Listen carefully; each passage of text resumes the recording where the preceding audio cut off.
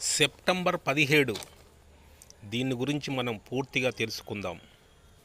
హైదరాబాదును పరిపాలించిన నిజాం చక్రవర్తులు 1724 సంవత్సరం నుండి 1948 సంవత్సరం వరకు, అంటే 244 సంవత్సరాలు నిజాం రాజులు పరిపాలించారు.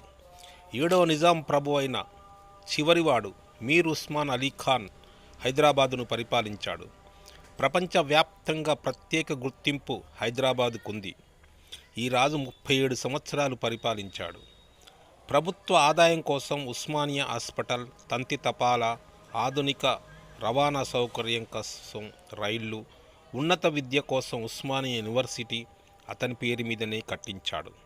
ఇతను ప్రభుత్వ ఆదాయం పెంచుకోవడానికి దొరలను ప్రతినిధులుగా ఎన్నుకున్నాడు. నిజాం ప్రభుత్వంలోని రాజు ఒక్కడే పరిపాలించటం చాలా అసంభవం. అందుకే రాజు తమ ప్రతినిధులుగా ఈ దొరలు స్థానిక ప్రజలపై పెత్తనం చెలాయిస్తారు. వారి నుండి రావలసిన పన్నులు వసూలు చేసి నిజాంకు అప్పచెప్పటమే ఈ దొరల పని. ఒక్కొక్క దొర అనేక గ్రామాలను, కొన్ని వేల ఎకరాల భూమిని కలిగి ఉండేవాళ్ళు. ఈ దొరలు ప్రజల చేత వెట్టి చాకిరి చేయించుకొని వారిని బానిసలాగా చూస్తూ వారి ఆస్తులను బలవంతంగా లాక్కునేవారు.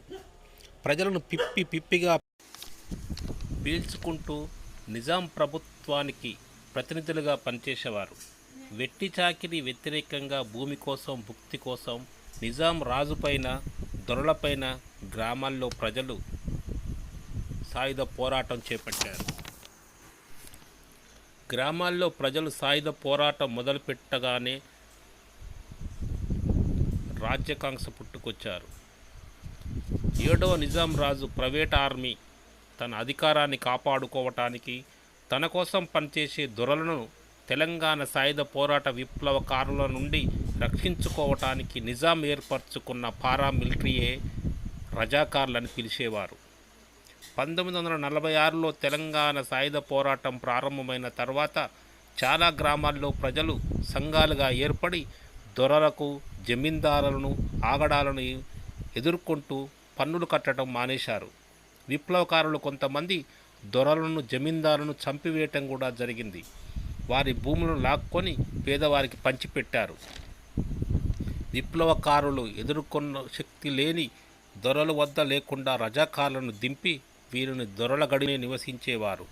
రజాకార్లకు ఆశ్రయం ఇచ్చి వారికి ఆయుధాలను సమకూర్చేవారు, ఇతర సౌకర్యాలను కూడా కల్పించేవారు. హిందువులైన దొరలు జమీందారులు నిజాం ప్రభుత్వానికి కొమ్ము కాసేవారు. రాజు నిరంకుశత్వ ప్రభుత్వానికి వ్యతిరేకంగా పోరాడుతున్న సాయుధ విప్లవకారుల మధ్య ఘర్షణ తప్ప కులమతాల ఘర్షణ కాదు. 1947 ఆగస్టు 15 స్వతంత్రం వచ్చింది. హైదరాబాదును పరిపాలించే నిజాం రాజు మాత్రం భారతదేశంలో హైదరాబాదును విలీనం చేయడానికి ఒప్పుకోలేదు. అక్టోబర్ 8, 1947 ఆ విషయం కొరకే నిజాం ప్రతినిధులు ఢిల్లీకి వెళ్ళి గవర్నర్ జనరల్ లార్డ్ మౌంట్ బాటన్ సలహా మేరకు 1 సంవత్సరం ఒప్పందం కుదుర్చుకున్నారు. హైదరాబాద్ భారత యూనియన్లో అనుబంధ రాజ్యంగా ఉంటుంది. ఏడాదిలోపు హైదరాబాద్ ప్రజలు కోరుకునే విధంగా ప్రభుత్వం ఏర్పాటు చేసుకోవాలని ఒప్పందం చేసుకున్నారు. ఒప్పందంలోని కొన్ని షరతులు నిజాం ప్రభుత్వం తోసిపుచ్చింది. 1948లో సాయుధ పోరాటం ఊపందుకుంది. దొడ్డి కొమరయ్య మరణాంతరం ఈ సాయుధ పోరాటం చాలా ఊపందుకోవటం వలన ఎంతోమంది చాకలి ఐలమ్మ, రావి నారాయణ రెడ్డి, భద్రం ఎల్లారెడ్డి, మొహిద్దీన్ నాయకత్వంలో సాయుధ దళాలుగా ఏర్పడి రజాకార్లను ఎదుర్కొన్నారు.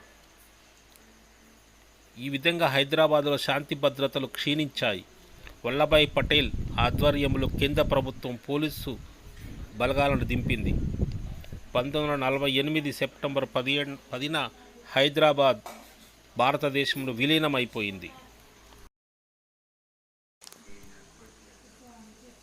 భారతదేశంలో విలీనం చేస్తున్నట్టు ప్రకటించాడు.